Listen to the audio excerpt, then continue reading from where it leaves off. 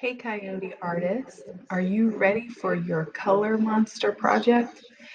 I hope that you've already listened to the story about the color monster and all of his feelings. Today we're going to make one ourselves, but first I want to show you maybe to have a little art box so you can take a look at my big pink box here with my name on it. This is something that you want to keep handy for art class. You can put, if you have a box, if not, you can just have your stuff near you for art class. We're going to need paper, probably for every assignment, some scissors, crayons, markers, glue sticks, colored pencils, an eraser, and a pencil. So these are things you're probably going to need to use for art class. So you might want to be sure you have some of those. And I'm pretty sure if you went school supply shopping, you should have some. So today we're going to need a marker, a black marker, a pencil, and your crayons, and a piece of paper. Oh, and scissors. So I already have my supplies sitting out over here. First, what we talked about, or what we heard about in our story, were colors, and how sometimes colors can be put together with a feeling. So I think that our color monster had a lot of different feelings going on. And he had maybe red was for angry when he was mad, um, green for when he felt calm, yellow when he was happy, blue when he was sad,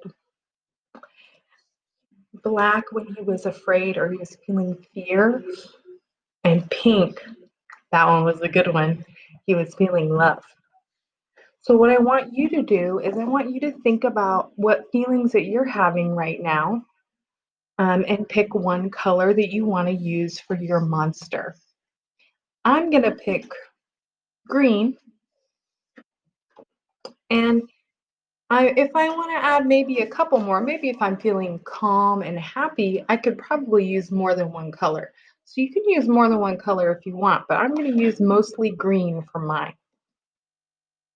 So what you're going to need to do is get a piece of paper and fold it vertically. That means from top to bottom like this.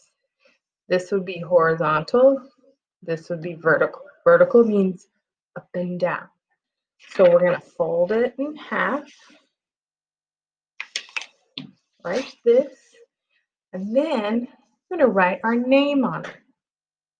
So my name is Miss Bays, but I don't want you to write my name on your paper because your name isn't Miss Bays. So what we're going to do is write our name really big using pencil on your paper that's folded in half. So I'm going to write Miss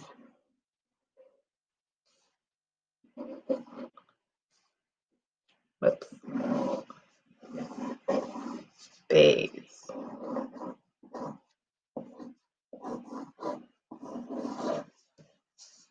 Okay, so I wrote my name. I made sure it went from all the way to the top, all the way to the bottom. Our next step is to get some scissors. We are going to cut out all the extra area above our name, and that's going to make something called an organic shape.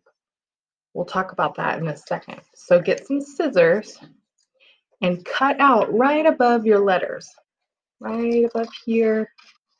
And look, I have a dot for my eye, so I'm going to go up around my dot. Then I'm going to go back down to my letter A, and I'm going to move around the letter B. So I've cut out all above my letters, and I'm going to keep going over the rest of my letters. I'm going to go all the way down to the letter S, curve around, scoot it back up, curl around, and I don't want this pointy corner on here, so I'm just going to scoop around like that. So you should have your, let me fix the light. You should have your name written and then you cut out around your name. And we're going to make something called an organic shape. An organic shape is something that doesn't really have a name. Like it's not a square, it's not a triangle, it's not a circle. It's just something that happens in nature, just a naturally occurring shape. Like if you were to spill coffee on the floor, it would fall into a kind of pattern, and there's not really a shape for that. That would be called an organic shape. And let's say the clouds out in the sky, those are organic shapes because they're changing shapes all the time. So what you're going to do is open up your paper and you'll have an organic shape. So I'm going to open up my paper and I have a very interesting shape. Well, I'm going to figure out, how can I make a monster out of this? Well, I think if I turn it around, I have maybe some feet down here, some arms, maybe a hat. What I'm going to do next is take my black marker or whatever. You could use it. Let's use a crayon. I'm going to use a crayon, and I'm going to need to make some eyes, a nose, some arms, and some legs, and a body for my monster. So let's get started. Let's see. I think eyes could be right here. I'm going to draw big eyes and some eyelashes. This part, I think I'm going to make it his hair, and then this is going to be a hat. And then I'll do another little line, scoop for his hair. Then I'm going to make his nose, because we have eyes and a nose for our monster. On the nose, I'll make mine kind of like a pig nose, because it would be funny. Then we need to make a mouth. I think his mouth should be right here. And I want my monster to have his tongue sticking out, so I'm going to make his tongue. And then I think his arms should probably be here.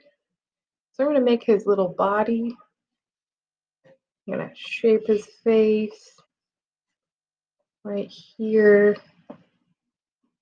And his arms, he's going to be kind of silly. His arms are going to come around this way. So you need to make arms on your monster. And his feet. I'm going to put his feet on the bottom here. So let's see, here's his body, and I'm going to draw his feet. Pretty cool. Now, the color that you picked from the story, whatever your feeling was, remember I picked calm, and calm was green.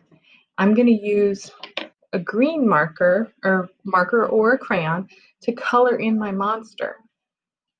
Now you'll learn with Miss Bays in art class, I really like you to color every part of your picture. So let me show you what I did.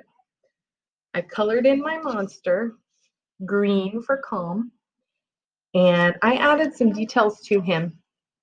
I'm happy, so I made, happy was yellow, I made his hair happy, and then I put a pink stripe on his hat because pink was for love, and his little tongue was pink for love.